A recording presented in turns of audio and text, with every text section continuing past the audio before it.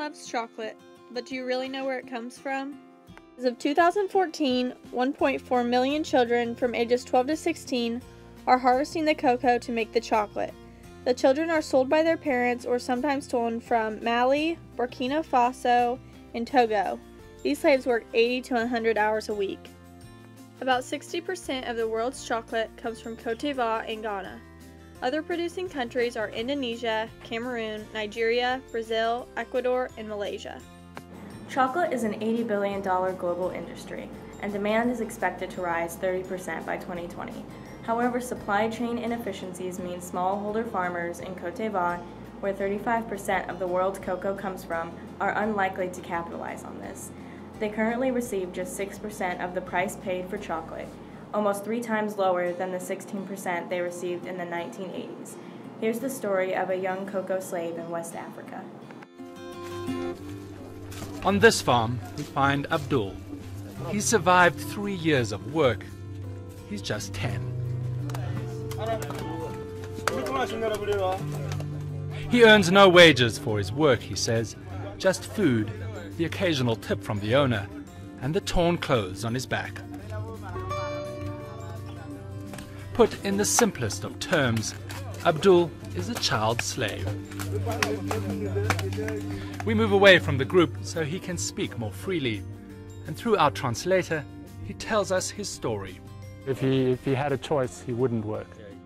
Abdul says he's from neighboring Burkina Faso.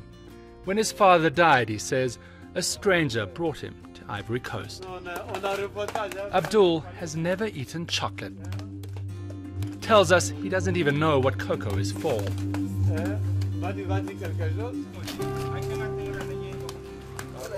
We met Yaku on the same farm, also from Burkina Faso. My mother brought me when my father died, he tells me. Yaku insists he's 16, but he looks much younger. His legs bear machete scars from hours clearing the bush. The emotional scars seem much deeper. I wish I could just go to school, he says, to learn to read and write. But Yaku says he's never spent a day in school. Some of the main fair trade certified chocolate companies are Cadbury Dairy Milk, Ben & Jerry's, Nestle, and Mars Inc. However, Hershey's still uses forced child labor. Here are students in New York fighting to make Hershey's fair trade. Steve, chocolate and the tasty stuff. But what am I looking for besides a good bargain? What am I looking for when I'm buying it? You should be looking for chocolate that's a good bargain for you, yes, that's delicious for you, and actually is good news for those who took part in the production. Right, but as I look at this range of chocolate, what are the signs? Point me to the sign. Well, the sign is quite clear. Here is Cadbury's Dairy Milk, and it's got a fair trade symbol on. Right. It's got a fair trade symbol on because it's been fairly produced. Okay, now there's a lot of chocolate here.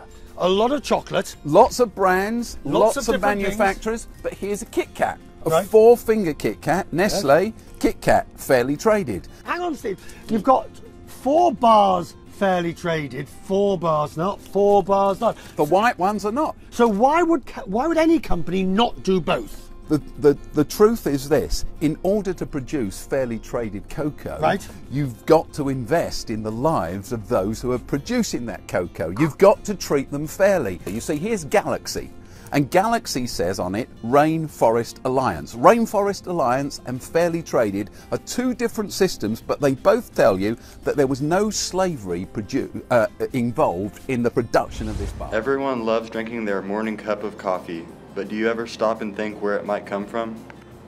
Côte d'Ivoire is responsible for 40% of the world's cocoa beans. Many children are forced to pick coffee in the Ivory Coast.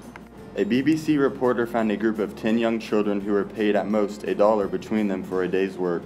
The reporter asked the children what it was like, and they said, "We spend all the time bent over in the field, and that it was hot, tiring work."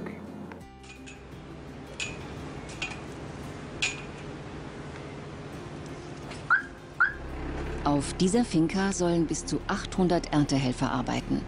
An welche deutschen Röster genau der Kaffee geht, will uns Senior Kano allerdings nicht verraten. Geschäftsgeheimnis.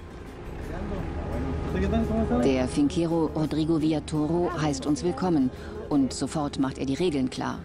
Keine Aufnahmen ohne Erlaubnis und vor allem keine Kinder bei der Arbeit zeigen. Unser Kameramann fragt noch einmal nach. Keine Kinder? Nein, keine Kinder. Wir drehen trotzdem. Heimlich. Dieses Kind rechts ist vielleicht 11 Jahre alt.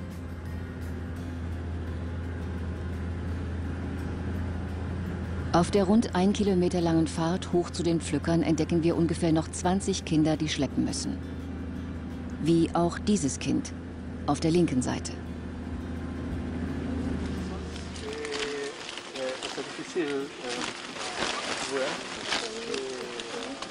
Unter der Aufsicht des Wachpersonals filmen wir ausgesuchte Pflücker. Alle über 18. Ganz im Sinne von Finquero Villatoro. Alle arbeiten hier für Deutschland? Ja, das ist richtig. In einem unbeobachteten Moment entdecken wir dieses Mädchen. Wie heißt du? Spricht sie kein Spanisch? Nein. Sind Sie Ihr Vater? Wie heißen Sie? Und Ihre Tochter? Mariselda. Und wie alt ist sie? 11 Jahre.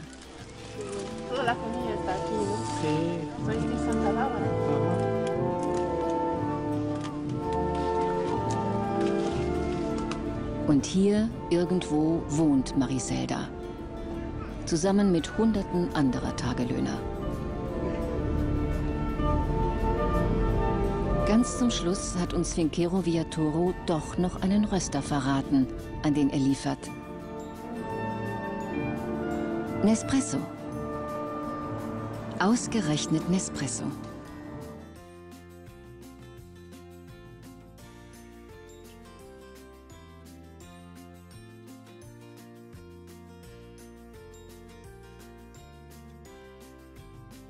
As you can see, there are many steps in a conventional supply chain. However, it's much simpler in a fair trade supply chain. Some of the fair trade coffees include Nestle, J.M. Smucker, Starbucks, and Chibo. Coffees that use slaves are Aldi, Milita, Lavazza, Segafredo, Kraft, Sara Lee, Folgers, Maxwell, and Nescafe. Students can help stop slave labor by buying fair trade products and by trying to persuade companies to take action, such as writing letters or protesting. Companies can sign the Harkin-Engel Protocol, which means that they acknowledge slave labor in West Africa and commit to eliminate the problem. Companies can also work with UNICEF, who protects children's rights, and they can also become fair trade certified. It's the government's responsibility to enforce fair trade and also raise awareness of slave labor. Slavery is happening all around you. Are you going to do your part to stop it?